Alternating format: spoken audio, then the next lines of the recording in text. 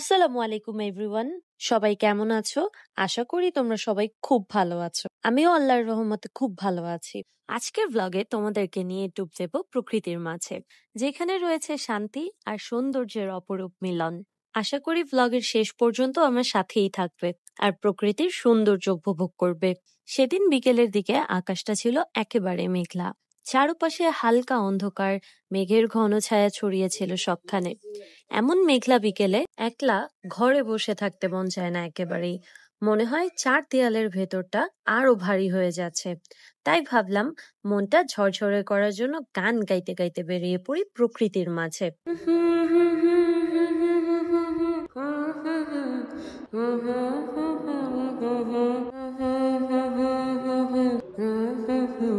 মনে মনে please ignore my voice, খুবই বাজে ছিল। মেঘলা বিকেলের শান্ত বাতাস, চারপাশে পাখির ডাক আর গাছপালার দোলার মধ্যে যে প্রশান্তিটা লুকিয়ে আছে সেটা ওই দিন বের না হলে বোঝাই যেত না। আর সেখান থেকেই শুরু হলো আজকের এই প্রাকৃতিক ব্লগের যাত্রা। তোমরা ভিউ দেখে হয়তো বা আন্দাজ করে ফেলেছ যে আমরা সেদিন কোথায় গিয়েছিলাম। হ্যাঁ, একদম ঠিক ধরেছ, আমরা সেদিন উত্তরায় গিয়েছিলাম। উত্তরার নাম শুনলেই অনেকের চোখে ভেসে ওঠে আধুনিক শহরের ছবি, কিন্তু একটু ভেতরের দিকে ঢুকলেই বুঝতে পারবা এখানকার প্রাকৃতিক সৌন্দর্য আসলেই অসাধারণ।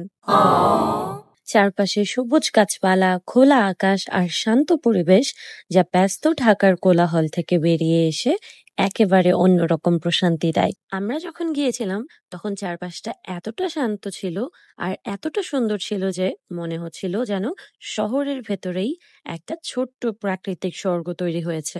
বাতাসে একটা ঠান্ডা পরশ, পাখিদের ডাক আর নিরিবিলি পরিবেশ, সব মিলিয়ে মুহূর্তগুলো একেবারে মন ভরিয়ে দিয়েছিল। আর সবচেয়ে আকর্ষণীয় ব্যাপার হলো, যেটা সবাই জানে, এখানে রয়েছে কায়াকিং করার দারুণ একটি স্পট। ঢাকার মধ্যেই যারা একটু অ্যাডভেঞ্চার খোঁজে বা পানির উপর ভেসে থাকার মজা নিতে চায়, তাদের জন্য এটি একেবারেই পারফেক্ট জায়গা। আমি কায়াকিং করিনি, কিন্তু আমি পানির খুব কাছাকাছি অনেকক্ষণ বসেছিলাম এবং চারপাশের দৃশ্য উপভোগ করেছিলাম। তখন সত্যি মনে হয়েছে সব চিন্তা ভাবনা দূরে কোথাও মিলিয়ে গিয়েছে। সত্যি ঢাকার ভিড় আর শব্দ থেকে বেরিয়ে এসে এখানে যদি তুমি কয়েক ঘন্টা কাটাতে পারো, তাহলে তোমার মনটা পুরোপুরি ফ্রেশ হয়ে যাবে ইনশাআল্লাহ। টু বি অনেস্ট, উত্তরার এই প্রাকৃতিক সৌন্দর্য আর কায়াকিং এর মজা দুটো একসাথে মিলে যায় যেন একটা পারফেক্ট গেটওয়ের মতো। আমার কাছে মনে হয়েছে যেন যে কোনো ব্যস্ত দিনের ক্লান্তি ঝেড়ে ফেলে নতুন এনার্জি পাওয়ার জন্য উত্তরার এই জায়গাটা একদম বেস্ট।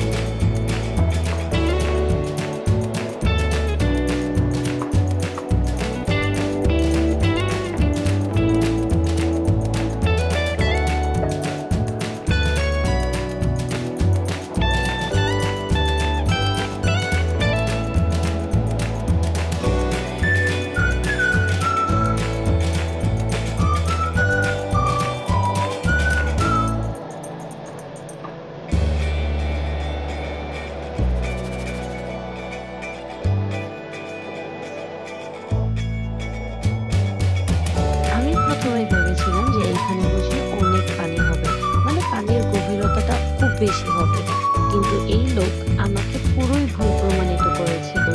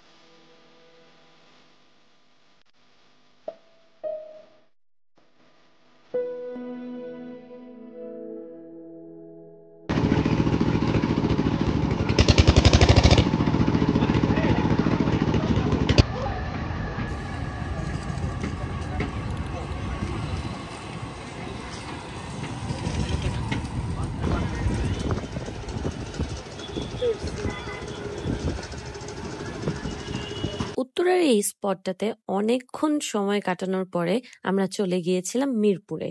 মিরপুরে যদিও আমাদের একটা পার্সোনাল কাজ ছিল, তো আমরা কাজটা শেষ করে খেয়ে দিয়ে তারপরে বাসার দিকে রওনা দিয়েছিলাম। আজকের ব্লগটা এখানেই শেষ করতে হচ্ছে, কিন্তু তোমাদের কাজ হচ্ছে যে এই ব্লগটা তোমাদের কাছে কেমন লাগলো তা আমাকে কমেন্ট করে জানানো। আর যারা যারা এখনো আমার চ্যানেলটিকে সাবস্ক্রাইব করোনি তারা এক্ষুনি সাবস্ক্রাইব করে ফেলো। ইনশাআল্লাহ তোমাদের জন্য আরো সুন্দর সুন্দর ভ্লগ নিয়ে আসবো। সেই পর্যন্ত সবাই ভালো থাকো, সুস্থ থাকো, আর হ্যাঁ, স্টোরি স্ট্রিমের সাথেই থাকো। আল্লাহ হাফেজ।